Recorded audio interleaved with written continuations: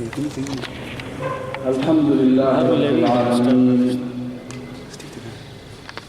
والصلاة والسلام على سيد الأنبياء والمرسلين محمد النبي الأمي وعلى آله وصحبه وأزواجه وذرياته ومن تبعهم بإحسان إلى يوم الدين. أما بعد فأعوذ بالله من الشيطان الرجيم. بسم الله الرحمن الرحيم. لقد أرسلنا رسلنا بالبينات وأنزلنا معهم الكتاب والميزان ليقوم الناس بالقسط وأنزلنا الحديد فيه بأس شديد ومنافع للناس وليعلم الله من ينصره ورسله بالغيب إن الله قوي عزيز. صدق الله العظيم. قابل احترام علماء کرام، آج کے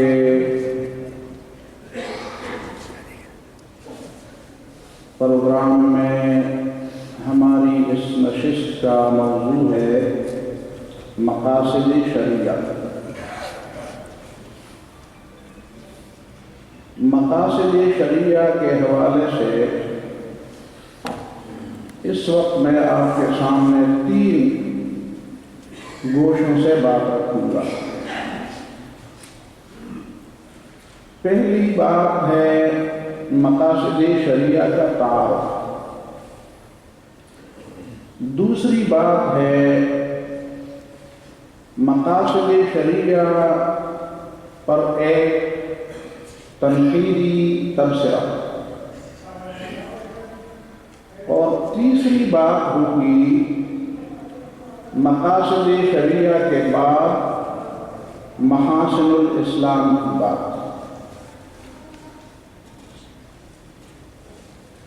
پہلی بات مقاصد شریعہ کا تعارف کیا ہے.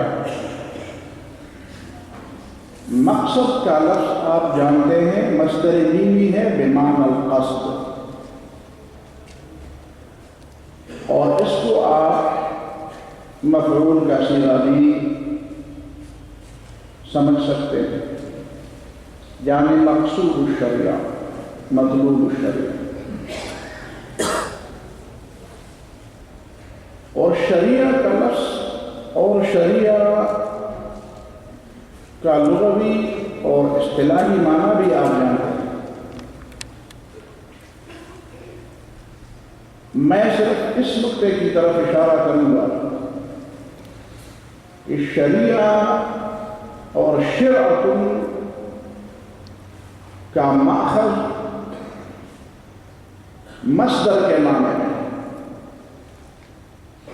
مصدر کا معنی ہے جہاں سے لوگ پانی لیتے ہیں اور پانی لینے کے لیے اس کی طرف رجوع کرتے ہیں. اسلام میں قوانین اور تقنین کے لیے شریعت کا لفظ اسی لیے استعمال کیا گیا ہے کہ جس طرح تمام جانداروں کی زندگی کا بنیادی نقطہ اور بنیادی مرکز و محور پانی، اسی طرح انسانی زندگی کا انحصار اور دار و مدار اسلامی قانون اور اسلامی ضابطۂ حیات. یہ پہلی بات. چونکہ یہ اہل علم کی مجلس ہے لہذا میں وہ تفصیلات میں جانے سے گریز کروں. دوسری بات اس سلسلے میں یہ ہے کہ مقاصد شریعہ کے عنوان سے یہ علمی موضوع یہ کب سے زیر بحث رہا ہے امت کے اندر. تو میں نے جہاں تک مطالعہ کیا اور سمجھنے کی کوشش کی تو تو مجھے علم ہوا کہ سب سے پہلے یہ لفظ امام غزالی رحمہ اللہ، امام ابو حامد محمد بن محمد الغزالی المتوفى 505 ہجری، ان کے استاد امام الحرمین جو الجوینی کے نام سے مشہور و معروف ہیں، انہوں نے سب سے پہلے اس لفظ کا استعمال کیا۔ امام الجوینی کی تو کئی کتابیں ہیں، اصول فقہ میں جو ان کی کتاب ہے البرہان کے نام سے، اسی میں بھی انہوں نے اس کا تذکرہ کیا ہے، لیکن نظام الملک جو ملک الف ارسلان کا وزیر تھا، اور ایک خاص موقع پر ایک مسئلہ پیدا ہوا تھا، اور اس مسئلے کے جواب کے طور پر امام الحرمین الجوینی نے اسی نظام الملک توسی کے لیے ایک کتاب لکھی تھی۔ اس کتاب کا نام ہے غیاث الامم فی التیاس الظلم، اور حقیقت میں وہ ایک معتمد کتاب بھی ہے اور انتہائی مشکل کتاب بھی ہے۔ اس کی عربی انتہائی مغلق عربی ہے، اس کو سمجھنا ہر کس ناکس کے بس کی بات نہیں ہے، لیکن اس میں بڑی مفید بحثیں بھی ہیں۔ غیاث الامم فی التیاس الظلم، مسئلہ یہ پیدا ہوا تھا کہ خزانہ خالی تھا اور لوگوں کی ضروریات پوری نہیں ہو رہی تھی، تو امام الجوینی سے پوچھا گیا کہ اب کیا کیا جائے؟ زکوٰۃ کے علاوہ آیا لوگوں کو کچھ دوسرے حقوق لازم کیے جائیں کہ وہ زکوٰۃ کے علاوہ بھی حکومت کو کچھ دیں، اور حکومت کو یہ حق دیا جائے کہ وہ مالداروں سے ان کے اموال میں سے زکوٰۃ کے علاوہ بھی کچھ وصول کر لے لوگوں کے مفاد عامہ کے لیے۔ اسی بات کے جواب میں امام الجوینی نے غیاث الامم لکھا، اور اس میں انہوں نے ایک عجیب بات، وہ عجیب بات انہوں نے یہ لکھی کہ میں اس جواب کے لیے کوئی نص تو پیش نہیں کر سکتا، لیکن میں شریعت کے عمومی مقاصد کے حوالے سے اور اس تناظر میں اس مسئلے کا جواب دوں گا، اور وہ عمومی مسئلہ یہ ہے کہ امت کے مفاد عمومی کو افراد کے خصوصی مفاد پر مقدم رکھا جائے۔ اسی سے ایک بنیاد پڑ گئی مقاصد الشریعہ کی بات۔ امام الجوینی کے بعد پھر اس میں مزید تفصیلات امام غزالی رحمہ اللہ نے اپنی فقہ کی مشہور کتاب المستصفیٰ، اور ان کے بعد بہت بعد آنے والے، تقریباً 200 سال بعد آنے والے امام شاطبی ابو اسحاق جو غالباً 790 ہجری میں وفات پائے ہیں، ان کی جو کتاب ہے الموافقات کے نام سے، ایک ان کی مشہور کتاب ہے الاعتصام، انہوں نے زیادہ تفصیلات الموافقات جو اصول فقہ کی ان کی کتاب ہے اس میں زیادہ تفصیلات ہیں مقاصد الشریعہ کے حوالے سے۔ اور امام شاطبی رحمہ اللہ سے تھوڑا پہلے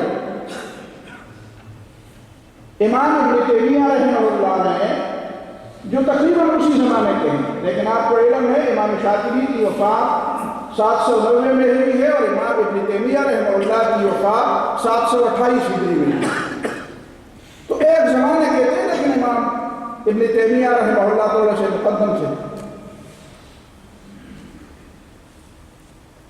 تو امام ابن تیمیہ رحمہ اللہ نے اس پر کافی بحثیں کی، خصوصی طور پر ان کی جو کتاب ہے منہاج السنت النبویہ، اسی منہاج السنت النبویہ میں بھی انہوں نے مقاصد شریعہ کی بحثیں کی، اور امام ابن تیمیہ رحمہ اللہ کے مشہور شاگرد امام ابن قیم رحمہ اللہ نے بھی یہ بحثیں کی، اور اس کے بعد یہ سلسلہ چلتا رہا۔ امام ولی اللہ دہلوی رحمہ اللہ نے بھی اس پر کافی بحثیں کی ہیں۔ یہ تو ایک تھوڑا سا اس کا ابتدائی ایک خاکہ۔ ہمارے موجودہ زمانے میں لوگوں نے اس پر کافی بحثیں کی۔ امام اس زمانے کے ایک مشہور صاحب ہیں طاہر بن عاشور، انہوں نے فقہ المقاصد کے نام سے 3 جلد میں کتاب لکھی، اور ایک دوسرے ڈاکٹر ہیں اس نے اس کی پی ایچ ڈی کی ہے، جاسم عودہ۔ جاسم عودہ غالباً مصری ہیں، اس نے بھی فقہ المقاصد کے نام پر پی ایچ ڈی کا مقالہ لکھا۔ ہمارے قریبی ہندوستان کے ایک عالم دین ہے ڈاکٹر نجات اللہ صدیقی، انہوں نے بھی مقاصد شریعہ کے نام سے ایک رسالہ لکھا ہے، اچھی کتاب ہے، اس میں کچھ تبصرہ میں تھوڑا سا تبصرہ اس کتاب پہ کروں گا۔ یہ موجودہ دور کی بات ہے، یہ تو تھوڑی سی بات ہے۔ مقاصد شریعہ میں جو لوگوں نے باتیں کی ہیں اس میں 5 باتیں کہ مقاصد شریعہ 5 ہیں، تقریباً اسی پر اکثریت چلے گئے۔ اکثریت لوگوں کی اس بات کی طرف چلی ہے کہ مقاصد شریعہ 5 کلیات 5۔ مجھے تھوڑا سا تعجب ہوا جب میں نے دیکھا کہ امام ابن تیمیہ رحمہ اللہ اپنی کتاب، مشہور کتاب الرد علی المنطقیین، منطقیوں پر اپنی انہوں نے جو رد لکھی ہے، اسی کتاب میں کلیات 5 منطقیہ کے مقابلے میں وہ کلیات 5 شرعیہ لاتے ہیں۔ تو میرے ذہن میں ایک بات کلک ہوئی کہ شاید اس 5 کی بنیاد یہ ہے کہ چونکہ منطقیوں نے یہ کہا تھا کہ کلیات 5 ہے، پتہ نہیں اب لوگوں کو یاد بھی ہے کہ آپ سارے مدرسین ہیں، اگر طالب علم ہوتے تو میں پوچھ لیتا کہ وہ کلیات 5 نامی بلا کون سی چیز ہے۔ جب ہم منطق پڑھایا کرتے تھے یا پڑھتے تھے اس زمانے میں کلیات 5 جنس، نوع، فصل اور خاصہ اور ارجام نامی چیزوں کا نام ہوتا تھا، ان چیزوں سے عبارت۔ پتہ نہیں اب کس چیز سے عبارت ہوگی، بہرحال پرانی بات۔ تو شاید امام ابن تیمیہ رحمہ اللہ نے منطقیوں کے کلیات 5 کے مقابلے میں شریعت کے کلیات 5 کو بطور اصول بیان کیا، ورنہ حقیقت میں امام ابن تیمیہ رحمہ اللہ خود کہتے ہیں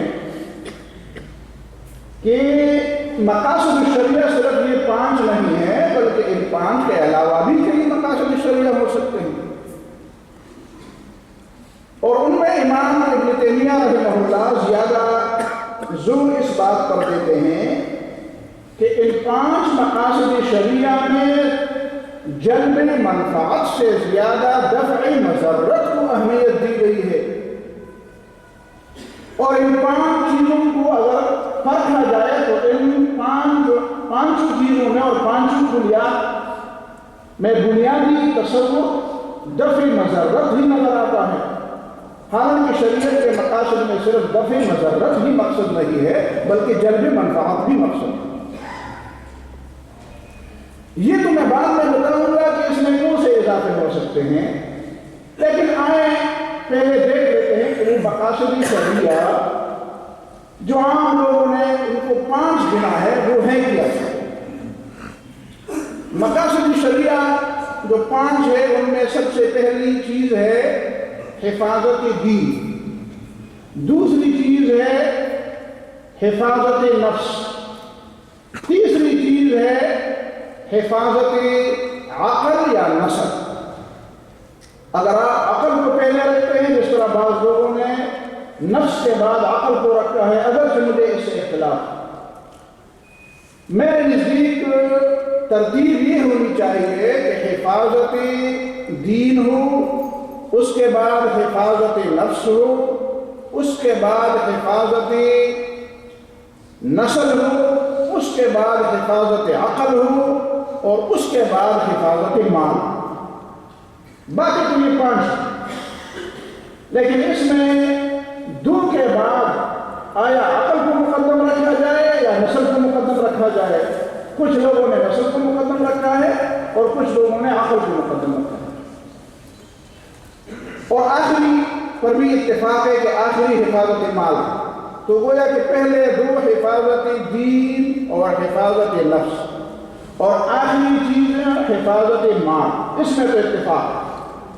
درمیان 2 چیزیں کہ حفاظت عقل مقدم ہے یا حفاظت نسل مقدم ہے، میں سمجھتا ہوں کہ شریعت کے عمومی اصول کے مطابق حفاظت نسل مقدم ہے حفاظت عقل. لیکن اگر آپ عقل کو نسل پر مقدم رکھتے ہیں تو ٹھیک ہے، ان لوگوں کی بات مانیں. یہ مسئلہ ویسے بھی جب آپ آخر میں جائیں گے تو آپ مجھ سے شاید یہ سوال کر لیں گے کہ ہم حیرت اور استعجاب کے جس نتیجے پر پہنچے ہیں اس کا علاج کیا ہوگا. یہاں پہ جس اس پہ کیا لا رہی ہے تو اس کا علاج ہونا چاہیے.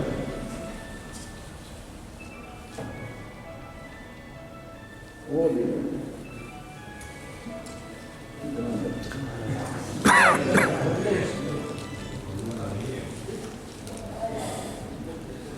جی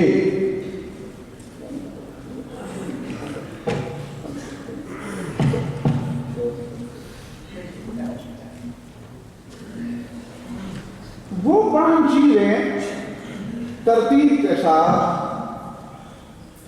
تھوڑی سی تفصیل کے ساتھ سمجھنی چاہیے. پہلی چیز ہے حفاظت دین. مقاصد شریعہ 5. پہلی چیز ہے حفاظت دین. کہ شریعت کے مقاصد میں سے پہلا مقصد ہے دین کی حفاظت. آپ کو علم ہے کہ دین ایک جامع لفظ ہے. عقائد، عبادات، اخلاق، معاملات، دین اور دنیا سے اور انفرادی اور اجتماعی زندگی کے ساتھ متعلق باتیں اور دنیاوی اور اخروی زندگی سے متعلق باتیں، فرد اور معاشرے سے متعلق باتیں. فالدین کلہ داخل فی العبادہ. ہمارے استاد محترم شیخ القرآن والحدیث حضرت مولانا ظہور الرحمان رحمہ اللہ، اللہ تعالیٰ ان کی مغفرت فرمائے، یہ جملہ تقریروں میں بولا کرتے امام ابن تیمیہ رحمہ اللہ کے حوالے سے. فالدین کلہ داخل فی العبادہ. اور اپنی کتاب میں بھی لکھا ہے. تو حفاظت دین سے مراد پورے کے پورے دین کی حفاظت کی بات ہے. اور اس میں وہ ساری باتیں آتی ہیں. اللہ کا بندے کے ساتھ تعلق اور بندوں کا آپس میں ایک دوسرے کے ساتھ تعلق، یہ ساری باتیں اس میں شامل ہیں. اسی طرح یہ بات بھی اس میں شامل ہے کہ دین پر پورے کے پورا عمل کیا جائے، اور اسی کا نام ہے اقامت دین. اقامت دین کا اور کیا معنی ہے سوائے اس بات کے کہ ادخلوا فی السلم کافہ، پورے کے پورے اسلام میں داخل ہو.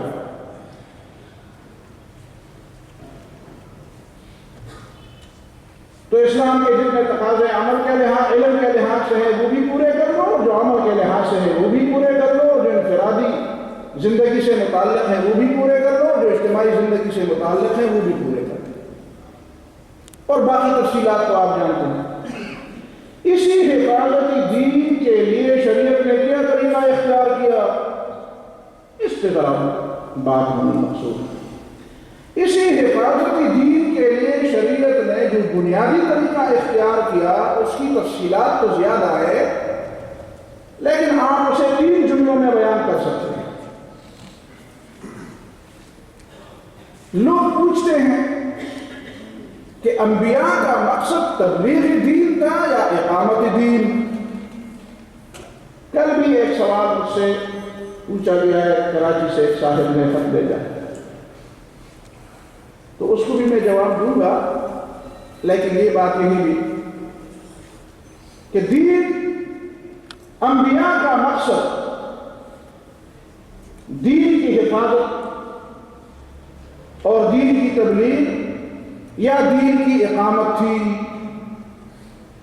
تو میں سمجھتا ہوں کہ اس بات کا آسان جواب یہ ہے کہ اگر آپ سے یہ پوچھا جائے کہ آپ کھانا کھاتے وقت آپ کے سامنے روٹی رکھی جائے کہ ترکاری رکھی جائے کہ پانی رکھا جائے، تو آپ اس کا جواب کیا دیں گے؟ میں آپ کی دعوت کرنا چاہتا ہوں اور آپ کو کھانا کھلانا چاہتا ہوں، تو آپ کے سامنے روٹی رکھوں کہ ترکاری رکھوں کہ پانی رکھوں؟ تو آپ کہیں گے کہ یار روٹی، نام تو روٹی کا ہوگا کہ میں نے تمہیں روٹی کی دعوت پر بلایا ہے، لیکن روٹی میں اگر ترکاری نہ ہو اور روٹی اور ترکاری دونوں بھی ہو لیکن پانی نہ ہو، تو فقہا نے تو لکھا ہے کہ اگر کسی کے گلے میں لقمہ پہنچ جائے اور باقی پانی نہ ہو تو اس کو شراب پینے کی بھی اجازت ہے۔ تو اس کا معنی یہ ہے کہ دسترخوان پر پانی اور زیادہ ضروری ہے، یہ تینوں چیزیں ضروری ہے اپنی جگہ، لیکن لوگوں نے ترتیب میں غلطی کی۔ تبلیغ بھی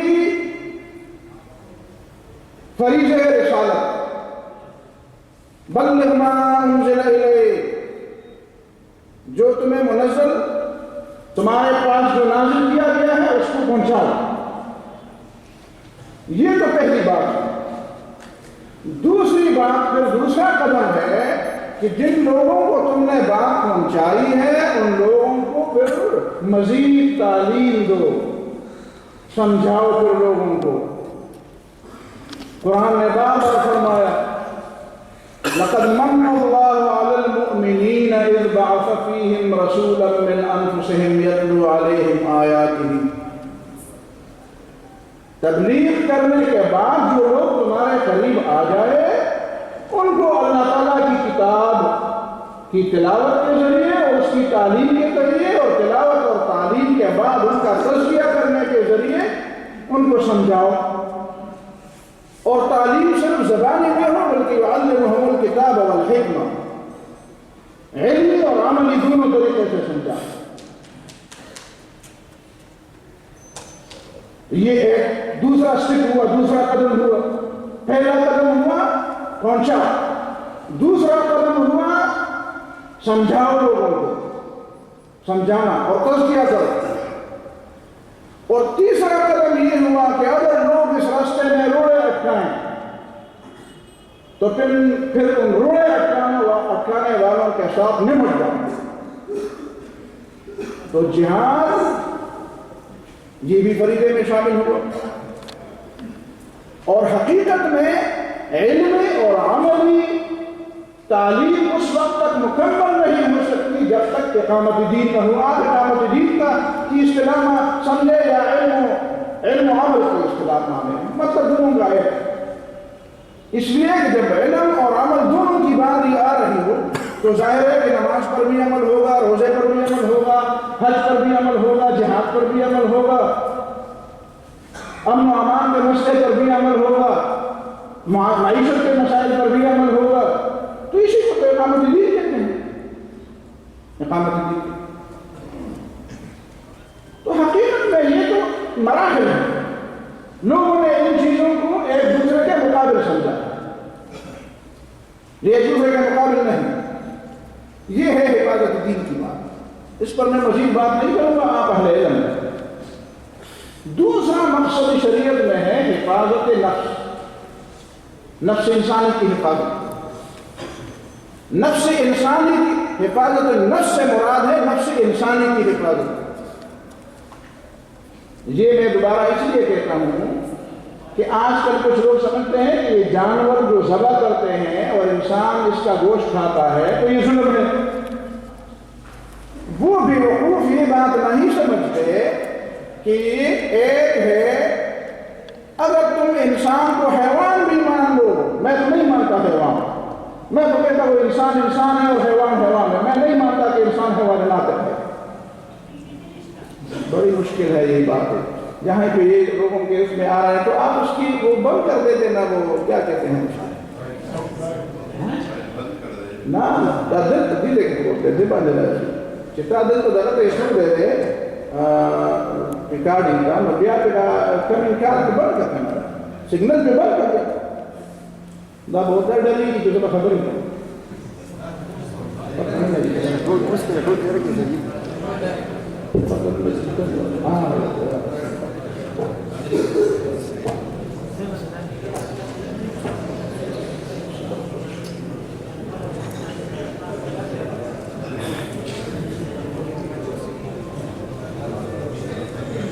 حفاظتی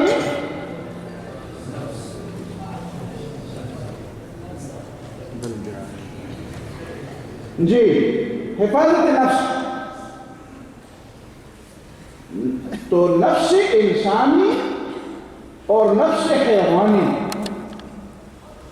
نفس انسانی کی حفاظت کے لیے اگر نفس حیوانی کی جان لی جائے تو یہ اعلیٰ کے لیے ادنا کی قربانی ہے، اس پہ کون سا اعتراض ہے؟ یہ کون سی نہ سمجھنے والی بات ہے؟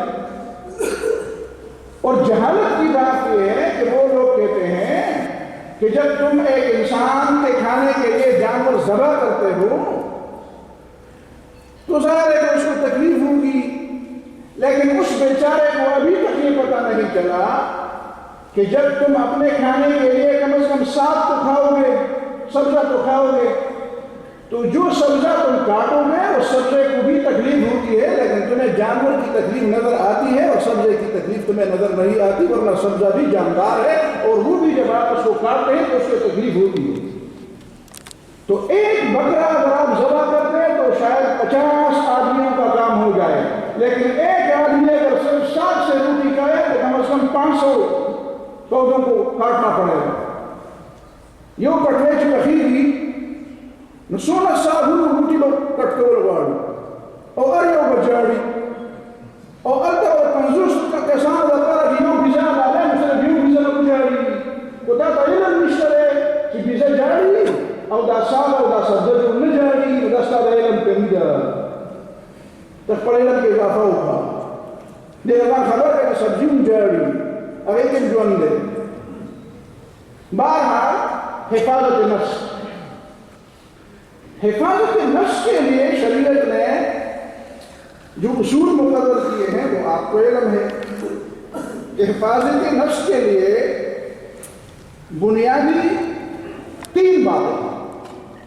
پہلی بات حفاظت نفس کے لیے ہے کہ نفس کو پیدا ہونے دیا جائے، اس کو پیدا ہونے سے نہ روکا جائے۔ منع حمل اور مانع حمل ادویات کا استعمال نہیں ہونا چاہیے، اس لیے کہ یہ حفظ النفس کے خلاف۔ حفظ النفس کا معنی یہ ہے کہ پہلے تو نفس کو دنیا میں آنے دیا جائے، اس کا راستہ نہ روکا جائے جاری طور پر۔ دوسری بات یہ ہے کہ جب وہ دنیا میں آ جائے تو پھر آنے کے بعد اس کی بقا کا انتظام کیا جائے، بقائے نفس انسانی کا۔ بقائے نفس انسانی میں 2 چیزیں شامل ہیں۔ ایک چیز تو یہ ہے کہ اس کو کھانے دیا جائے اور کھانے، مسکن، خوراک، لباس، مکان اور ان چیزوں کا انتظام ہو جائے اور یہ چیزیں اس کے لیے ممنوع نہ قرار دی جائیں۔ اور دوسرا طریقہ اس کی حفاظت کا یہ ہے کہ یہ جان بغیر حق کے نہ لی جائے، اس جان کی حفاظت کی جائے۔ وَلَا تَقْتُلُوا النَّفْسَ الَّتِي حَرَّمَ اللَّهُ إِلَّا بِالْحَقِّ،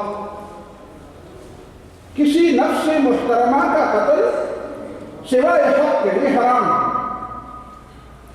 اور ایک تیسری بات اس میں یہ ہے کہ اگر کسی نے کسی نفس محترمہ کو بغیر حق کے قتل کیا تو اسے قصاص لیا جائے یا اپنے دیت لی جائے۔ تو یہ 3-4 باتیں حفاظت نفس کے ساتھ متعلق ہیں، پہلے اس کے وجود کے لیے اور باقی باتیں اس کی بقا کے لیے، اور بقا میں 3 باتیں شامل ہیں۔ یہ ہے حفاظت نفس کی بات۔ اس کے بعد حفاظت نفس کے بعد ہے مرتبہ آتا ہے حفاظت عقل یا حفاظت نسل کی بات۔ حفاظت عقل کی بات اگر ہم پہلے کر لیں تو پہلے تو یہ بات ہے کہ یہ بات ذہن میں تازہ رہا کہ قرآن مجید نے عقل کی بجائے لفظ حکمت کے استعمال کو ترجیح دی۔ عقل کو حدیث میں بہت کم استعمال، یعقلون اور تعقلون تو ہے قرآن مجید میں، لیکن العقل کے عنوان سے قرآن مجید نے اس کو استعمال نہیں کیا، اور حدیث میں استعمال کیا گیا ہے لیکن بہت معمولی طریقے سے، ناقصات عقل و دین اور اس طرح کی ایک دو بات۔ زیادہ جو قرآن نے اور حدیث نے زور دیا ہے وہ لفظ حکمت پر زور دیا، اور حکمت کا معنی ہے عقل کا بہترین استعمال، عقل کے استعمال میں آزادی کی بجائے اللہ تعالیٰ کے حدود کی پابندی۔ درست طریقے سے عقل استعمال کی جائے تو اس کو حکمت کہتے ہیں، اور غلط طریقے سے بھی عقل استعمال ہوتی ہے تو ظاہر ہے کہ وہ شیطان کے راستے پر جانے والی بات ہوگی۔ عقل کی حفاظت کے لیے شریعت کے دو طریقے۔ پہلا طریقہ یہ ہے کہ عقل کے استعمال کو درست کیا جائے، اس کے لیے شریعت نے کچھ اصول وضع کیے ہیں۔ پہلا اصول مثال کے طور پر یہ ہے کہ عقل کو شریعت کی سمجھ کے لیے تو استعمال کیا جائے، شریعت کے مقابلے کے لیے استعمال نہ کیا جائے۔ شریعت کے مقابلے کے لیے عقل کا استعمال شیطان نے کیا تو شیطان کے راستے پر نہ چلا جائے، اور عقل کے استعمال کو شریعت کا تابع کیا اور شریعت کے سمجھنے کے لیے اس کا استعمال کیا۔ دوسرا، شریعت نے اس کی حفاظت کا یہ انتظام کیا کہ عقل کو فاسد ہونے سے بچایا جائے۔ جو بھی تھوڑی بہت عقل کسی کے اندر ہے اس کو فاسد ہونے اور برباد ہونے سے بچایا جائے، تو ایسی چیزوں کا استعمال ممنوع قرار دیا گیا جو عقل کو خراب کرنے والی ہیں، جیسے مسکرات، جو نشہور چیزیں ہیں جو عقل کو برباد کرنے والی ہیں۔ تو عقل کو برباد کرنے والی چیزوں پر پھر سزا لگ، شارب خمر کو کوڑے مارو، اور مسکرات کو حرام قرار دیا۔ چوتھی چیز ہے حفاظت نسل اور نسل کی حفاظت۔ نسل اور نسل کی حفاظت کے لیے بھی شریعت نے اصول وضع کیے۔ پہلی بات تو یہ ہے کہ یہ نسل محفوظ رہے، تو اسلام نے اس کے لیے نکاح اور اس کے شرائط اور محرمات، اس کی لیے قانون سازی ہوئی۔ کون سے وہ لوگ ہیں جن کا آپس میں نکاح ممنوع ہے؟ نکاح ہونا چاہیے، نکاح کی ترغیب دی، اور محرمات اور محللات اس کی تفصیلات بیان کی۔ اس کے بعد بے غیر اور آزاد شہوترانی پر پابندی عائد کی گئی، اور اس کے لیے باقاعدہ قانون سازی ہوئی۔ سورہ نور پڑھتے رہیں اور سورہ احزاب پڑھتے رہیں، وہ پوری تفصیلات آپ کے سامنے آ جائیں۔ جو لوگ بھی اس نسل اور نسل کی تخلیق اور اس میں خرابی پیدا کرنے کے ذمہ دار ہیں، ان کے لیے قرآن مجید نے سزا کی بات، ان الذین یحبون ان تشیع الفاحشۃ فی الذین آمنوا لہم عذاب علیم فی الدنیا والآخرہ۔ اور جو بالکل آخری ایک ایسے گناہ کا ارتکاب کرتے ہیں جس سے نسل مخلوط ہونے کا خدشہ ہو، تو اس پر سزا نافذ کی گئی۔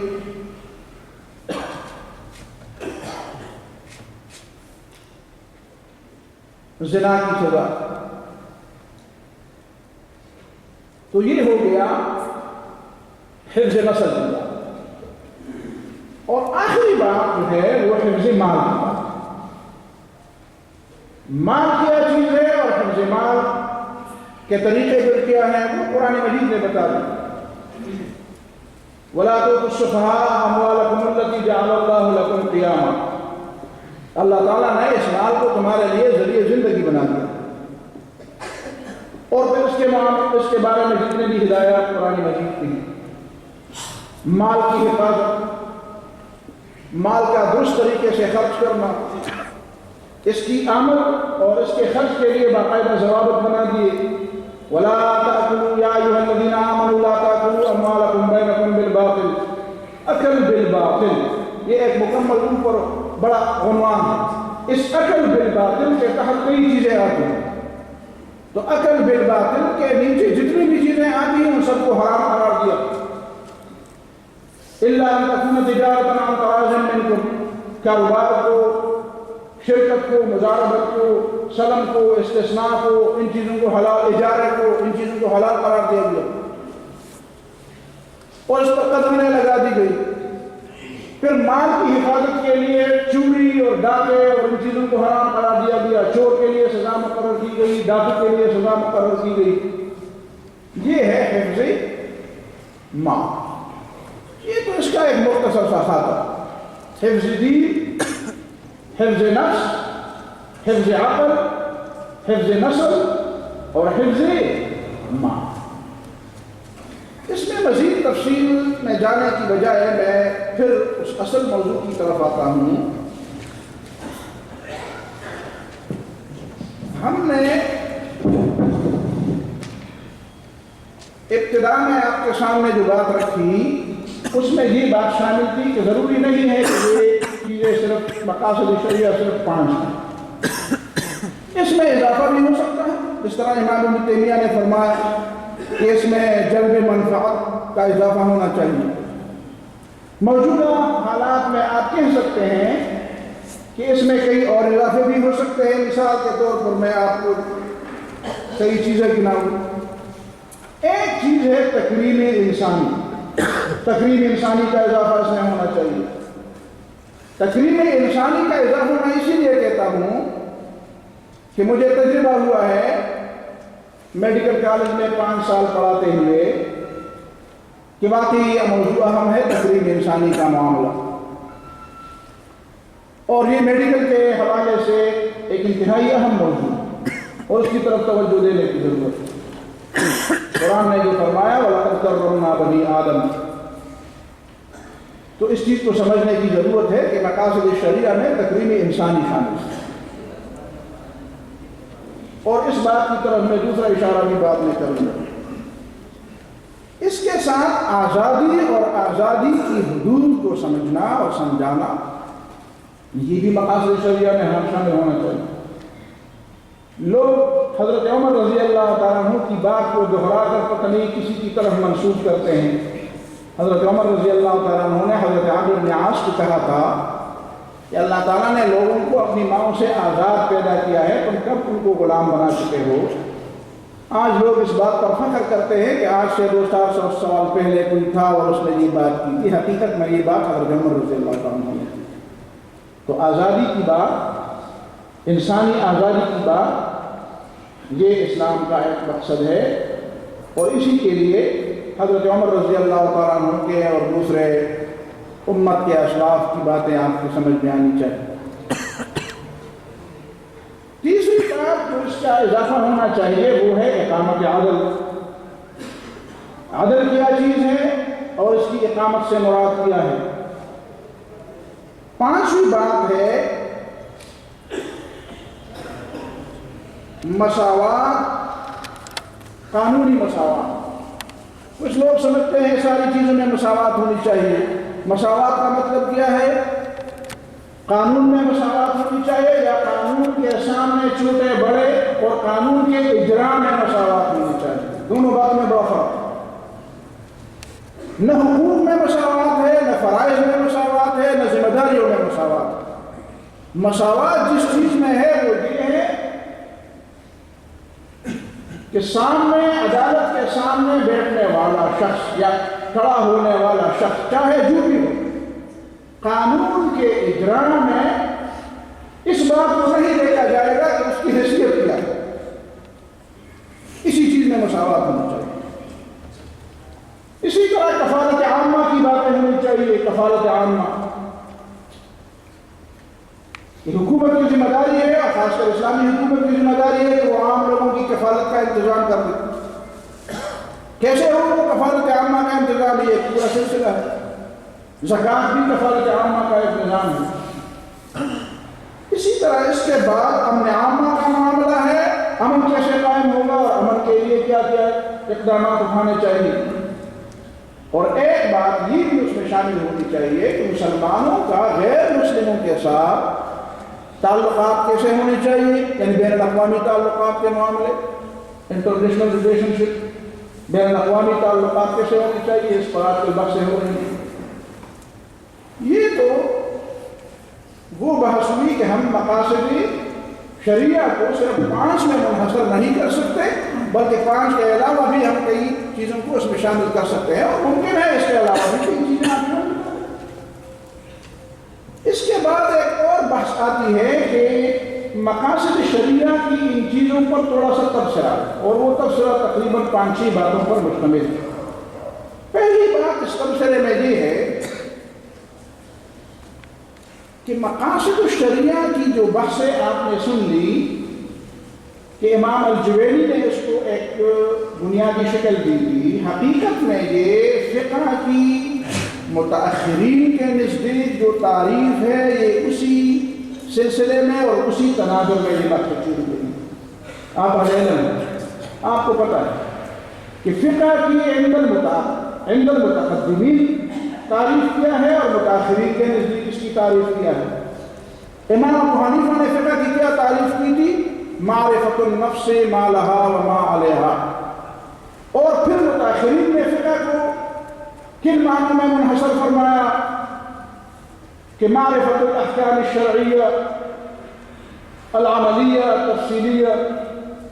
تو احکام شرعیہ عملیہ کی معرفت اسی تعریف کے حوالے سے پھر مقاصد شریعہ کو بھی دیکھا گیا.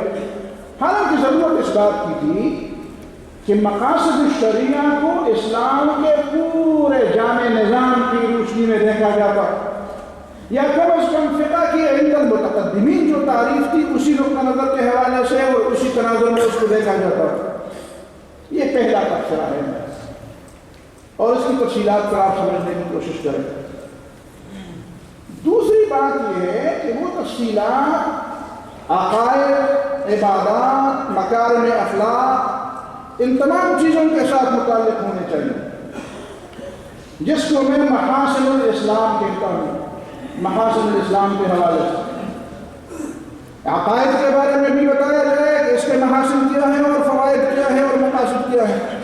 عبادات کے بارے میں بھی بتایا جائے اور معاملات کے بارے میں بھی معلوم کیا جائے اور اخلاقیات کے معاملے میں بھی معلوم کیا جائے. مثلاً دیکھیں عقائد اور عبادات کے معاملے میں اصل چیز تو تعبد ہے. تعبد کہ یہ امور تعبدیہ ہے. اس میں ہمیں نہیں جانا چاہیے کہ اس کے بظاہر حکمتیں کیا ہیں اور مصلحتیں کیا ہیں. مصلحتیں جڑی ہیں، یہ امور ہیں. ہم بندے ہیں، اللہ تعالیٰ ہمارا رب، اور رب جو ہم بندے کو ماننا چاہیے، بس اس میں اور کیا ہے. البتہ ایک بات ذہن میں رہے کہ اللہ تعالیٰ ان امور کے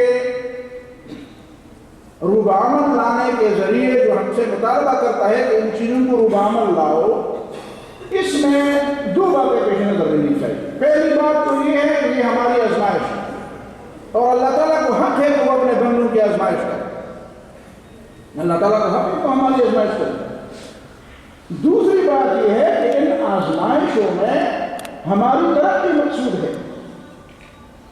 آپ کو علم ہے اللہ تعالیٰ نے ابراہیم علیہ السلام کی آزمائش کی، تو آزمائش کے نتیجے میں کیا ہوا؟ وَإِذِ ابْتَلَىٰ إِبْرَاهِيمَ رَبُّهُ بِكَلِمَاتٍ فَأَتَمَّهُنَّ قَالَ إِنِّي جَاعِلُكَ لِلنَّاسِ إِمَامًا. اللہ تعالیٰ اسی لیے بندے کی آزمائش کرتا ہے تاکہ اس کو بڑا مرتبہ دیا جائے. گویا کہ آپ کو PhD کی کلاس میں بٹھایا ہوا ہے اور آپ پاس ہو جائیں گے تو آپ کو PhD کی ڈگری مل جائے گی. تو اچھا ہوا کہ آپ کو یہ موقع دیا گیا ہے. یہ امور تعبدیہ، اور اس میں بنیادی طور پر اللہ تعالیٰ ہمیں اٹھانا چاہتا ہے، ہمیں ترقی دینا چاہتا ہے. ایک اور بات جو اس سلسلے میں ہے وہ یہ ہے کہ پرانے زمانے میں یہ مقاصد شریعت کی باتیں ہوتی تھی، لیکن ایک دوسرے عنوان کے ساتھ، وہ عنوان ذرا وسیع ہوتے تھے۔ آپ کو علم ہے امام غزالی رحمہ اللہ نے اپنی دونوں کتابوں احیاء العلوم اور کیمیائے سعادت میں، عام طور پر ہمارے ساتھی کیمیائے سعادت کو امیوں کے لیے لکھی ہوئی کتاب سمجھتے تھے، لیکن میں نے جب اس کا مطالعہ کیا ہے تو مجھے پتہ چلا ہے کہ اس میں بڑے اچھے نقطے ہیں۔ کیمیائے سعادت دنیا بھی اچھی کتاب ہے، تو احیاء العلوم بھی اور کیمیائے سعادت، اور اسی طرح شاہ ولی اللہ رحمہ اللہ کی کتاب مشہور جو میرے خیال میں تقریباً عام لوگوں نے بھی پڑھی ہے، کیا نام ہے اس کا؟ ماشاء اللہ، حجت اللہ تعالی۔ تو ان کتابوں میں جو باتیں تھیں وہ صرف مقاصد شریعت کے حوالے سے نہیں تھی، بلکہ اسرار، حکم، مصالح، فوائد، معانی، اس قسم کے الفاظ وہاں پہ استعمال ہوتے، ارتفاقات، اس قسم کے الفاظ وہاں پہ استعمال ہوتے۔ لہذا صرف مقاصد الشریعہ کے عنوان سے بحث کو، پوری شریعت کی بحث کو اس میں منحصر کرنا، یہ تھوڑی سی قابل توجہ بات ہے کہ اس میں ذرا احتیاط کرنا۔ غایات، مصالح، معانی، حکم، اسرار۔ ایک اور بحث اس معاملے میں یہ بھی ہے کہ جیسا کہ آپ نے دیکھا مقاصد الشریعہ کی بحث زیادہ تر اوامر اور نواہی پر مشتمل نہیں۔ چاہیے کہ کوئی ایسی بحث، جامع بحث اس معاملے میں کی جائے کہ وہ اوامر اور نواہی دونوں پر مشتمل ہو، بلکہ اوامر کے بجائے زیادہ اس میں منہیات کا پہلو، اس پہ زیادہ زور دیا جائے۔ اگر میں آپ سے پوچھوں کہ شریعت کے احکام میں اوامر بھی ہے اور نواہی بھی ہیں، لیکن بتائیں مجھے کہ شریعت میں اوامر زیادہ اہم ہے یا نواہی زیادہ اہم ہے، تو آپ کیا کہیں گے؟ علماء کا اختلاف ہے۔ مسلم شریف کی ایک حدیث ہے، صحیح مسلم کی ایک حدیث ہے، ایک لمبی حدیث ہے۔ اس حدیث کے آخر میں ابو ہریرہ رضی اللہ تعالیٰ عنہ کی روایت ہے، اس حدیث کے آخر کے الفاظ میں ہے کہ فَإِذَا أَمَرْتُكُمْ بِشَيْءٍ فَأْتُوا مِنْهُ مَا اسْتَطَعْتُمْ وَإِذَا نَهَيْتُكُمْ عَنْ شَيْءٍ فَدَعُوهُ۔ جب میں تمہیں کسی چیز کا حکم دوں تو جو تمہارے بس میں ہو اس پہ عمل کرو، لیکن جب میں تمہیں منع کر دوں فَدَعُوهُ، مطلقاً فرمایا کہ اس کو پھر چھوڑ دو۔ پتہ چلا کہ شریعت کے نزدیک، نبی صلی اللہ علیہ وسلم کی شریعت میں اوامر کے مقابلے میں نواہی کی اہمیت زیادہ ہے، اس لیے کہ اوامر میں حسب استطاعت کا لفظ آیا ہے فَأْتُوا مِنْهُ مَا اسْتَطَعْتُمْ، لیکن نواہی میں استطاعت کی بات نہیں، رکو اس ایک چیز، جب شریعت تمہیں روکتی ہے تو رک جاؤ۔ لہذا ایک ایسی جامع بات ہونی چاہیے جس میں نواہی کی اہمیت زیادہ پتہ چلے اور عوامل کے بارے میں بھی معلومات اور بات۔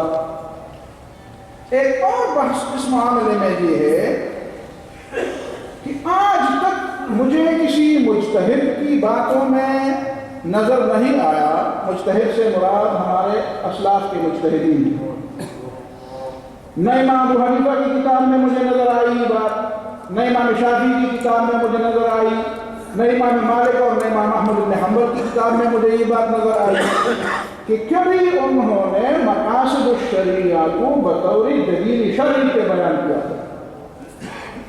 دلیل شرعی جو لوگوں نے بیان کیے وہی کتاب اللہ، سنت، اجماع اور قیاس۔ البتہ یہ آپ کا علم میں ہے کہ امام مالک کے نزدیک مصالح مرسلہ اور امام ابو حنیفہ رحمہ اللہ کے نزدیک استحسان یہ بھی دلائل میں شامل ہے، لیکن یہ قیاس کے بعد کی چیز ہے۔ کسی بھی معاملے میں ائمہ حضرات، مجتہدین حضرات نے مقاصد شریعہ کو دلیل شرعی کے طور پر پیش نہیں کیا، دلیل شرعی کے طور پر پیش نہیں کیا۔ اور نہ کوئی مسئلہ اس انداز سے پیش کیا ہے کہ چونکہ اس معاملے میں شریعت کے مقاصد چونکہ بروئے لائے جاتے ہیں یا مقاصد شریعت پورے ہوتے ہیں، خیر ہے اگر یہ معاملہ نص کے خلاف ہے یا کتاب و سنت کے خلاف ہے یا اجماع کے خلاف ہے تو اس کو برداشت کیا جائے، ایسی کوئی بات ہمیں نظر نہیں آتی۔ لہذا اس معاملے میں ذرا بیدار ہونا پڑے گا کہ مقاصد شریعہ کی بحث کو کہیں اصول ماخذ شریعہ، جس کو مآخذ کہتے ہیں، مآخذ شریعہ کتاب اللہ سنت اجماع قیاس، ان مآخذ کے متبادل کے طور پر کہیں نہ پیش کیا جائے جو اب پیش ہو رہے ہیں، لیکن یہ بات کبھی ہمیں کچھ لوگ کہتے ہیں کہ یہ بحث تو ہے پہلے سے، اگرچہ مقاصد شریعہ کے عنوان سے نہیں ہے لیکن مصالح مرسلہ کے عنوان سے تو امام مالک نے ان چیزوں کو مانا ہے، اور صرف امام مالک نے نہیں، امام ابو حنیفہ نے بھی مانا ہے لیکن مصالح مرسلہ کے نام سے نہیں مانا ہے۔ استحسان کو بھی لوگوں نے تسلیم کیا ہے۔ تو اگر استحسان اور مصالح مرسلہ کے نام سے لوگوں نے مقاصد شریعت کی بحثیں پہلے سے چھیڑی ہیں اور امام ابو حنیفہ تک میں چھیڑی ہیں، تو آپ اس کو دلیل کیوں نہیں مانتے؟ تو ہمارا جواب یہ ہوگا کہ دیکھیں مصالح مرسلہ کی بحث امام مالک کے نزدیک دیکھیے یا استحسان کی بحث امام ابو حنیفہ رحمہ اللہ کے اصول فقہ میں دیکھیے، وہ کتاب اللہ، سنت، اجماع اور قیاس کے بعد کی بحثیں ہیں، کبھی بھی ان چاروں مذہبوں سے پہلے کی بحثیں نہیں۔ لہذا ان کو آج بھی ہم مانتے ہیں کہ ان 5 باتوں کے بعد ان کو رکھا جائے۔ یہ دوسری بات۔ ایک اور بحث اس سلسلے میں یہ بھی ہے کہ امام ابن تیمیہ رحمہ اللہ اور امام شاطبی رحمہ اللہ نے اس خطرے کا احساس کیا تھا اپنے زمانے میں کہ ایک وقت آئے گا کہ لوگ مصالح مرسلہ کے نام سے اور مقاصد شریعہ کے نام سے شریعت کو منسوخ کرنے کی ناکام کوشش کریں گے اور نامراد کوشش کریں گے۔ اسی لیے امام ابن تیمیہ رحمہ اللہ نے اپنی مشہور کتاب منہاج السنۃ النبویہ میں لکھا ہے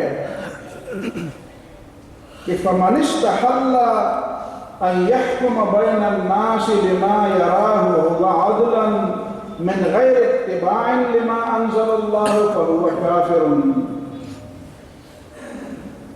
جو شخص یہ سمجھتا ہے کہ میں تو عدل کے مطابق فیصلہ کر رہا ہوں، اور ضروری نہیں ہے کہ عدل صرف وہ ہے جو قرآن اور سنت میں ہے، میں بھی عدل کی بات کر رہا ہوں، اور عدل کی بات قرآن اور سنت کی حدود سے اور پابندیوں سے آزاد ہونی چاہیے، تو کہتے ہیں اس میں شک نہیں ہے کہ یہ شخص کافر ہے۔ اور پھر اس کی بات منہاج السنت کی بات ہے، پہلے بات میں تو انہوں نے وہ تفصیلات دی ہے کہ ایسا تو دنیا میں کوئی بھی نہیں ہوگا جو فیصلہ کرنے والا ہو اور وہ کہے گا کہ میں نے فیصلہ ظلم کے مطابق کیا ہے۔ ہاں جی، آپ دنیا میں کسی عدالت، چاہے آپ روس میں جائیں، چاہے آپ اسرائیل میں جائیں، وہی بھی جو عدالتیں فیصلے دیتی ہے تو کیا وہ عدالتیں یہ سمجھتی ہیں کہ ہم ظلم کے مطابق فیصلے کرتے ہیں؟ وہ بھی کہتے ہیں ہم انصاف اور عدل کے مطابق فیصلے کرتے ہیں، لیکن وہ عدل اور وہ انصاف جو اللہ اور اللہ کے رسول کی حدود اور میزان اور فریم سے آزاد ہو، وہ کفر ہے، وہ نہ عدل ہے اور نہ انصاف۔ تو یہ بات امام ابن تیمیہ رحمہ اللہ نے کیوں کی؟ اسی لیے کہ ان کو پتہ چلا تھا اور ان کی ایمانی حس نے یہ بات محسوس کی تھی کہ ایک زمانہ آئے گا کہ لوگ مقاصد شریعت کا نام لے کر شریعت کو منسوخ کرنے کی کوشش کریں گے۔ اسی طرح امام شاطبی نے بات کی۔ امام شاطبی نے فرمایا، یہ الموافقات کی بات ہے، النوع الثامن اور النوع التاسع اور النوع العاشر، دونوں جگہ پہ یہ بات ہے۔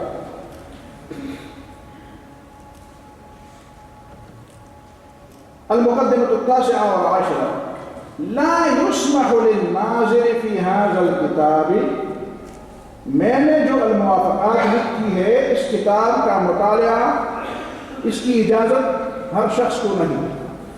لا يسمح للناظر في هذا الكتاب أن ينظر فيه نظر مفيد ومستفيد، اس پہ تبصرہ کرتا ہوں یا اس سے فائدہ اٹھاتا ہوں، حتى يكون الريان من علم الشريعة، جب تک وہ علم شریعت سے پورے کا پورا سیراب نہ ہو اسے میری اس کتاب کو دیکھنے کی اجازت نہیں۔ اور علم شریعت اصولها و فروعها و معقولها و منقولها، اصول، فروع، معقول اور منقول سارے کے سارے اس کے علم میں نہ ہو تو وہ میری اس کتاب کو نہ پڑھے۔ پتہ چلا کہ امام شاطبی رحمہ اللہ بھی المقاصد الشریعہ کے نام سے جو چیز ہمارے سامنے پیش کر رہے ہیں ان کو بھی اس بات کا خطرہ تھا کہ کل شاید کوئی شخص اٹھے گا اور وہ کہے گا یہاں تو شریعت کے مقاصد ہے جی، اور پھر شریعت کی نصوص کو منسوخ کرنے کے درپے ہوں گے۔ میں حیران ہوں، ڈاکٹر نجات اللہ صدیقی صاحب آج میں اس کی کتاب پڑھ رہا ہوں اور مجھے بڑا افسوس ہوا، اور یہ ہمارے مسلمان علماء کی باتیں تو لوگ نہیں سمجھتے اور نہ سنتے ہیں۔ میں آپ کے سامنے راجر بیکن کی بات رکھوں گا۔ راجر بیکن وہ برطانیہ کا بہت بڑا فلاسفر رہا، عربی کا بہت بڑا عالم تھا، اور آکسفورڈ اور کیمبرج یونیورسٹیوں میں اس کا بہت بڑا نام ہے آج کا۔ راجر بیکن نے کہا تھا کہ جس شخص کو عربیت کے ساتھ کے علوم تک براہ راست رسائی نہیں ہے اس کے علم پر میں اعتماد نہیں کر سکتا۔ اس شخص کا علم قابل اعتماد نہیں ہے جو براہ راست عربی مآخذ سے اخذ نہیں کر سکتا اور اس کو سمجھ نہیں سکتا۔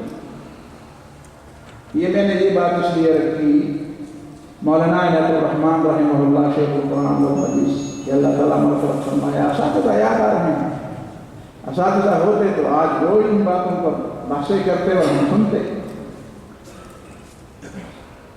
انہوں نے کہا ایک صاحب نے ترجمہ کیا کسی کتاب کا، تو اس ترجمہ میں لکھا قال ابن الکلبی، تو ترجمے میں لکھا کہ کتے کے بیٹے نے کہا ہے۔ یہ ترجمہ کرنے والے ہیں، ایسے لوگ سمجھ میں آتی نہیں۔ اس موجودہ دور میں بھی بڑے بڑے علامے ہیں لیکن میں باہر علامہ نہیں دوں گا۔ تو نجات اللہ صدیقی صاحب نے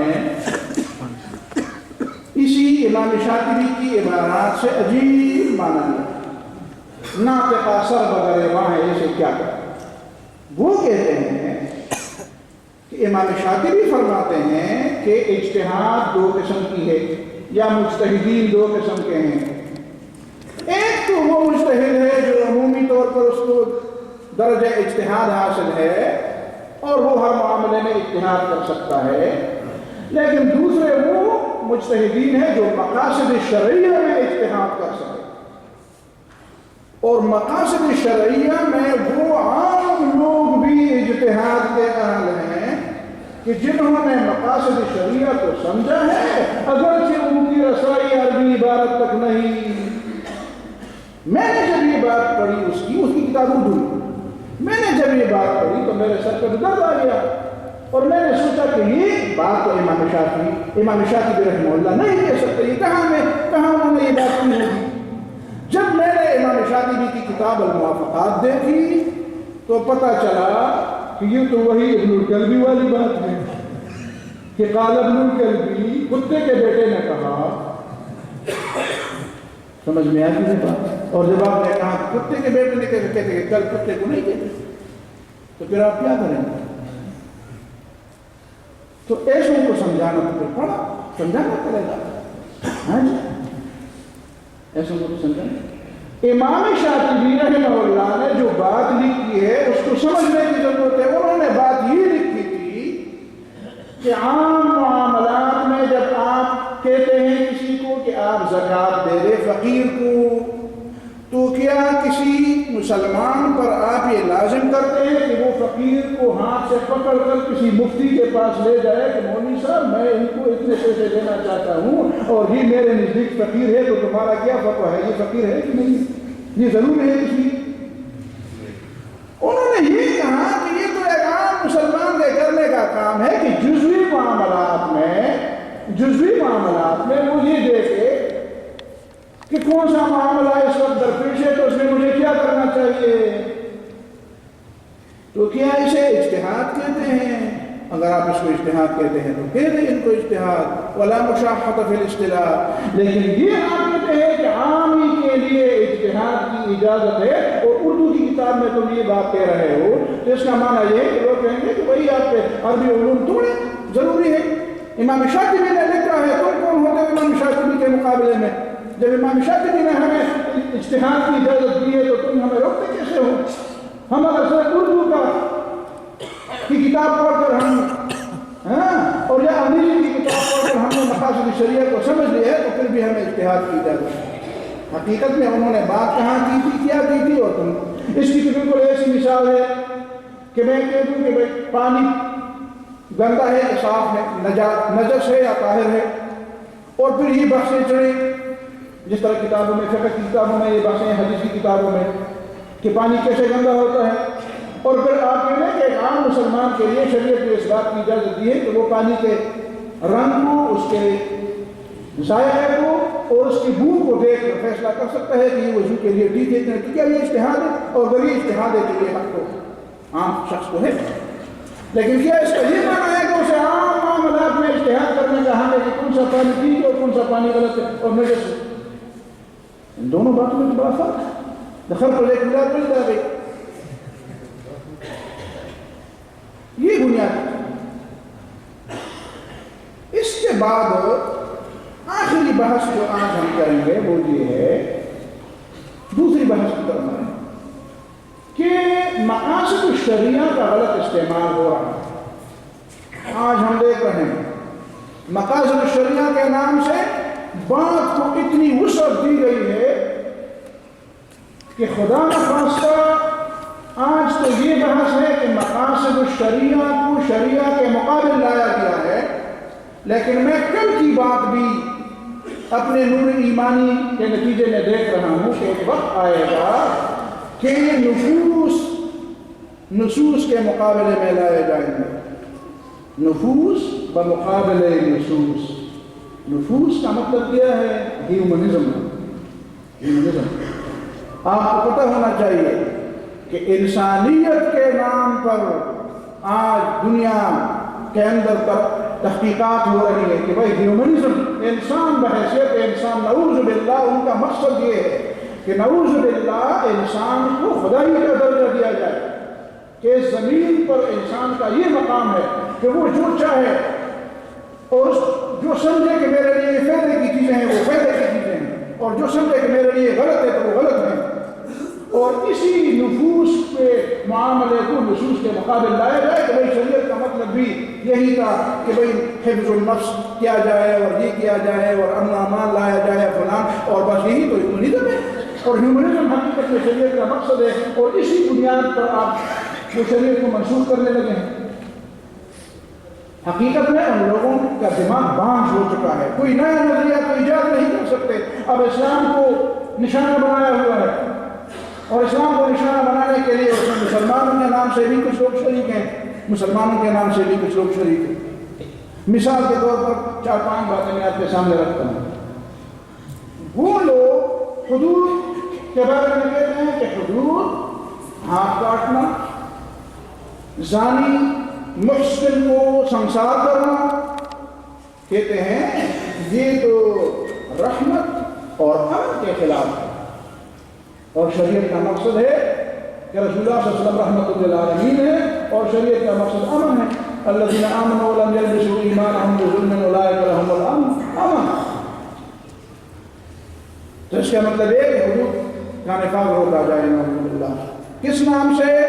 مقاصد شریعت کے نام سے۔ مقاصد شریعت کیا ہے؟ رحمت اور امن کا، امن ہونا چاہیے، اسے بھی امن ہونا چاہیے۔ اسی طرح وہ کہتے ہیں مرتد کو سزا دینا قتل کا، یہ آزادی کے خلاف ہے۔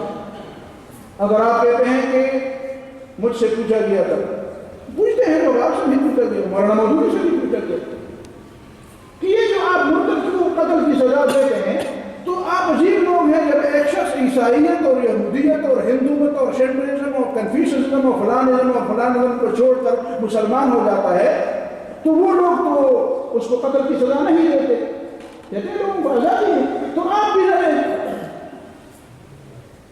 تو آپ کیا جواب دیں گے اس کا؟ میں نے جواب دے دیا، میں نے کہا دیکھیں جھوٹ اور سچ میں ایک آدمی اگر سچ کو چھوڑ کر جھوٹ اختیار کرتا ہے تو وہ قابل سزا ہے، لیکن اگر وہ جھوٹ کو چھوڑ کر سچ اختیار کرتا ہے تو وہ قابل مبارکباد ہے۔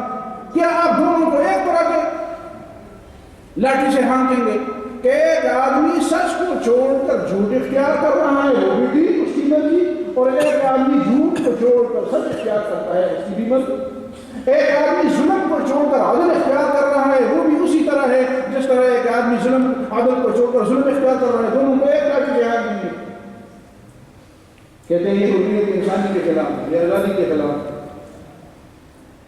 اسی طرح کہتے ہیں کہ یہ عورت کا جو حجاب ہے یہ بھی تقریبی انسانی کے خلاف۔ آپ نے اس کو ایک بہو بنایا ہے، آپ نے اس کو شکل کاپ پہنایا ہے، آپ اس کو آزادی نہیں دیتے، اس کو آپ برقعے میں بند کرنا چاہتے ہیں، تو یہ عورت کی حریت کے منافی ہے۔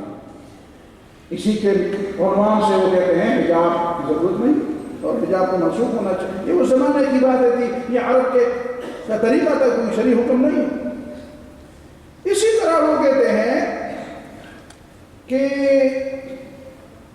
یہ حرام ہے اور یہ حلال ہے، فلاں تصویر حرام ہے، چوری حرام ہے، کسی کا مال سود حرام ہے، فلاں چیز حرام ہے، تو یہ حرام بابر کے دہان میں قرآن نے فرمایا تھا ما جعل علیکم فی الدین من حرج، رسول اللہ صلی اللہ علیہ وسلم نے فرمایا تھا یسروا ولا تعسروا بشروا ولا تنفروا۔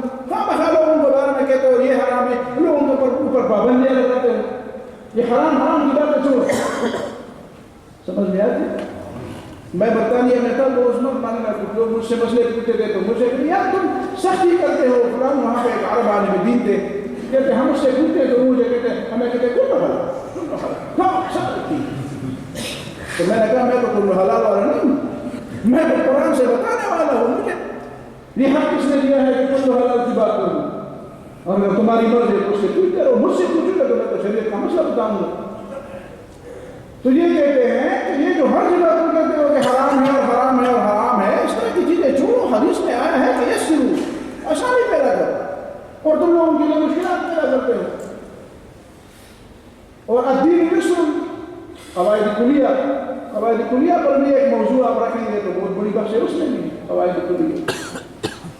اسی طرح لوگ کہتے ہیں کہ دیکھیں میں اگر وہ بات کہہ دوں اگر سے میں پرواہ نہیں کرتا، لیکن اس خاص ماحول کی وجہ سے میں نام لوں تو زیادہ مناسب ہے، نام نہیں لوں گا۔ ہمارے اس پشاور کے ایک صاحب گزرے ہیں عالم، اور ہزارہ کے ایک دوست، اس کا دوست تھا فاروق خان اس کا نام تھا، اس نے اس کے بارے میں ایک کتاب لکھی ہے اور کتاب کا عنوان ہے ایک اشتراکی عالم دین، ایک اشتراکی عالم دین۔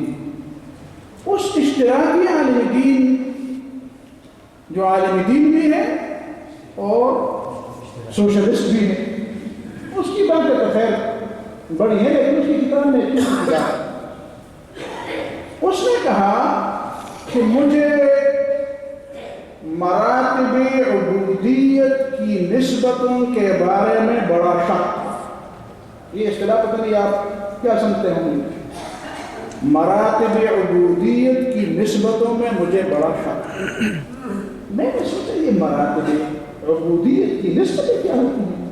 جب میں نے مطالعہ جاری رکھا تو پتہ چلا کہ وہ کہنا چاہتا ہے کہ ایک شخص اگرچہ وہ نہ رسول اللہ صلی اللہ علیہ وسلم کو پیغمبر مانتا ہے، نہ اسلام کو دین مانتا ہے، اور نہ توحید کی اس حقیقت کو مانتا ہے اور سمجھتا ہے جو اللہ تعالیٰ نے قرآن میں بیان کی ہے، اور نہ وہ شرک اور کفر کو مانتا ہے جو اللہ تعالیٰ نے قرآن میں بیان کی ہے، بس صرف یہ ہے کہ وہ انسانیت کی خدمت کرتا ہے۔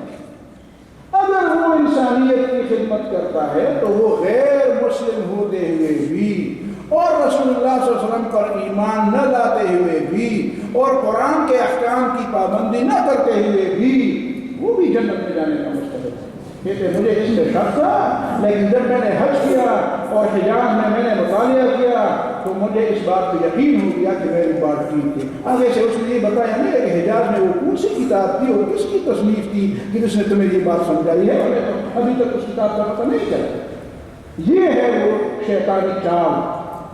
آج آپ کو کہا جائے گا، اور ہمارے بر صغیر کے ایک دوسرے عالم دین جنہوں نے تفسیر لکھی ہے اور تفسیر کے ماتھے پر لکھا ہے بین الاقوامی تفسیر، پتہ نہیں مجھے ابھی تک نظر نہیں آیا بین الاقوامی تفسیر کا کیا معنی ہے، لیکن بہرحال تفسیر میرے پاس ہے، اگر آپ دیکھنا چاہتے ہیں تو میں آپ کو دکھاؤں گا، اس کے ماتھے پر لکھا ہوئے بین الاقوامی تفسیر۔ اسی بین الاقوامی تفسیر کے مصنف نے بھی دارالعلوم دیوبند میں جا کر یہ اعلان کیا تھا کہ جو لوگ اگرچہ مسلمان نہیں ہیں وہ بھی آخرکار جنت میں جائیں گے تو وہ اللہ کو ایک مانتے ہوں، تو دیوبند میں اس کے اوپر کفر کا فتویٰ لگایا گیا اور آخرکار اس کو مجبور کیا گیا کہ دوبارہ کلمہ پڑھے ورنہ اس کو پھر مذہب سے خارج کیا جائے گا۔ بہرحال اس نے دوبارہ کلمہ پڑھ لیا۔ یہ صورتحال ہے۔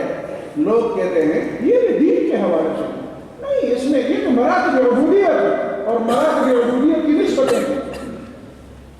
پھر ربا کے بارے میں کہا جاتا ہے، سود کے بارے میں آج کہا جاتا ہے سود کو ختم کرو گے تو اس میں مطلب ہے کہ ملک دیوالیہ ہو جائے گا۔ یہ جو اب دیوالیہ ہونے کے قریب ہے خدا نہ خواستہ تو یہ سود کی وجہ سے ہے کہ تجارت کی وجہ سے ہے۔ سود تو تم کھا رہے ہو اور دے رہے ہو تو پھر ملک کیوں دیوالیہ ہونے کے قریب ہے؟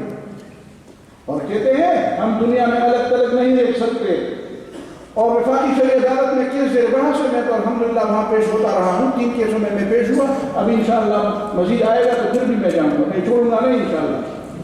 لیکن وہاں اسٹیٹ بینک کے وکیل نے کہا کہ عرب میں بھی ہو رہا ہے، ایران میں بھی سود کھایا جا رہا ہے، سعودی عرب میں بھی۔ تو اس وقت مجھے جواب کی اجازت نہیں تھی، مجھے کہا گیا کہ جب یہ ساری بحثیں ہوں گی تو آخر میں تم بات کرو، انشاءاللہ ہماری بات کا موقع آ جائے گا۔ لیکن پھر میں نے جمعے کی تقریر میں کہا کہ یہ لوگ عجیب ہیں کہ جب ہم کہتے ہیں کہ یہ چیز حرام ہے تو کہتے ہیں سعودی عرب میں تو حرام نہیں ہے۔ تو میں نے لوگوں کو کہا آپ نے جو آمنت باللہ پڑھا ہے اس میں سعودی عرب ہے؟ آمنت باللہ و ملائکتہ و کتبہ و رسلہ اور سعودی عرب ہی، ہاں جی پھر کیا؟ تو ہمیں سعودی عرب لوگ کیوں؟ وہ ایرانی ہے، اس میں ایران شامل ہے۔ پھر لوگ کہتے ہیں عرب نہیں مانتے۔ میں نے کہا تمہیں آج پتہ چلا کہ عرب ماننے والے نہیں ہیں، ان میں وہ ایسے بھی ہیں جو ماننے والے نہیں ہیں۔ اچھا تم ابھی تک ہاتھی کے کان میں سوئے رہے تھے، تمہیں نہیں پتا تھا کہ رسول اللہ صلی اللہ علیہ وسلم کو پتھر کن لوگوں نے مارے ہیں؟ پشاور سے لوگ آئے تھے، رسول اللہ صلی اللہ علیہ وسلم کو پتھر کن لوگوں نے مارے؟ عربوں نے مارے۔ گھروں سے کن لوگوں نے نکالا ہے؟ پختونوں نے نکالا۔ مکہ معظمہ سے کن نبی صلی اللہ علیہ وسلم کو کس نے نکالا؟ تو احد میں دام کس نے شہید کیا؟ تو آج تمہیں پتہ چلا کہ عربوں میں ایسے لوگ بھی ہیں، تو وہ تو جی بہت پہلے سے پتہ چلا کہ طائف والے بھی عرب تھے جنہوں نے نبی صلی اللہ علیہ وسلم کو لہو لہان کیا تھا، مکے کے لوگ بھی عرب تھے، ابو لہب بھی عرب تھا، ابو جہل بھی عرب تھا، عبداللہ بن ابی بھی عرب تھا، عتبہ اور شیبہ بھی عرب تھا، ولید بھی عرب تھا، تو یہ سارے لوگ عرب تھے۔ تو آج تمہیں پتہ چلا کہ عرب کچھ مانتے ہیں کچھ نہیں مانتے، یہ کون سی بات ہے؟ تم ابھی تک سوئے رہے تھے۔ بہرحال یہ باتیں ہیں۔ آخری بات میں آپ کے سامنے یہ عرض کر دوں کہ یہ تو تھوڑی بہت ایک جھلکیاں میں نے آپ کے سامنے پیش کی مقاصد شریعہ کے حوالے سے۔ درست بات یہ ہے کہ آپ محاسن شریعہ کے عنوان سے لوگوں کو سمجھائیں۔ محاسن شریعہ اور کلی محاسن شریعہ، توحید کا عقیدہ کیا ہے اور اس کی فوقیت کیا ہے، شرک کے عقیدہ، اور آج کے زمانے میں انسانی زندگی کے عملی پہلو کے ساتھ اس کا کیا تعلق ہے، آخرت کا عقیدہ کیا ہے اور آج کے زمانے میں اس کی فضیلت کیا ہے۔ محمد رسول اللہ صلی اللہ علیہ وسلم جگت گرو ہے، رہنمائے عالم ہے، ہادی عالم ہے، محسن انسانیت ہے، اور یہ بات آج پہ ہے۔ اور آپ بالکل سینہ تان کر کہہ سکتے ہیں کہ پوری دنیا کے لیڈروں میں سب سے عظیم لیڈر اور سب سے عظیم رہنما وہ محمد مصطفیٰ صلی اللہ علیہ وسلم ہے، اور آج بھی نبی صلی اللہ علیہ وسلم کی سنت اور سیرت اسی طرح تازہ ہے جس طرح آج سے 1400 سال پہلے تھے۔ آخر میں ایک بات پھر، آپ کو علم تھا کہ جب نبی صلی اللہ علیہ وسلم کے بارے میں خاکے شروع ہوئے 2007 میں، تو اس زمانے میں چرچ آف انگلینڈ کا سربراہ تھا رون ولیم۔ رون ولیم نے کہا کہ محمد رسول اللہ صلی اللہ علیہ وسلم نے اکیلے پوری دنیا کے امن کے لیے جو کام کیا وہ پوری انسانیت نے اجتماعی طور پر کیا، جو اکیلے محمد رسول اللہ صلی اللہ علیہ وسلم نے کیا۔ اور پھر کہا کہ اگر میرا بس چلے تو میں انگلینڈ میں شریعت کے قوانین نافذ کر دوں گا، اس لیے کہ اس کے بغیر امن نہیں قائم ہو سکتا۔ انقلاب انقلاب تو نعرہ تکبیر۔ بس کے مانا لڑے سبرے مرایا تھا۔ ہاں جی، لڑے سبرے سے لڑایا جی۔ تو اس کے بعد ایک امریکی خاتون ہے، اگرچہ ہے وہ مستشرقہ مستغربہ دونوں ہے، کیرن آرمسٹرانگ، اس نے کتاب لکھی اور کتاب کا عنوان ہے محمد the prophet of our age، محمد صلی اللہ علیہ وسلم زمانے پیغمبر، محمد صلی اللہ علیہ وسلم میرے دور کا رسول اور پیغمبر۔ گزرے نہیں ہیں، کہتے آج بھی ان کی تعلیمات سے کہ جیسا اسی زمانے کے لیے ان کو پیغمبر بنا دیا۔ محمد صلی اللہ علیہ وسلم کی تعلیمات سے توبہ ہے، لہذا آپ محاسن شریعہ کے موضوع کو عوام کے سامنے پیش کریں۔ اسی پر بات میں ختم کرتا ہوں اور آپ کو دعوت دیتا ہوں کہ جو نکات میں نے اٹھائے ہیں ان نکات پر آپ مزید تحقیق کر لیں، ریسرچ کر لیں، بات کو سمجھنے کی کوشش کریں، ترجموں سے استفادے کی بجائے اصل ماخذ کی طرف رجوع کر لیں اور علم اور تحقیق کا ملکہ پیدا کریں، ذوق پیدا کریں اور اپنا پسینہ بہانے اور اپنے آپ کو تھکانے کی لذت سے اپنے آپ کو آشنا کرے۔ اقول قولی ھذا واستغفر اللہ لی ولکم ولسائر المسلمین۔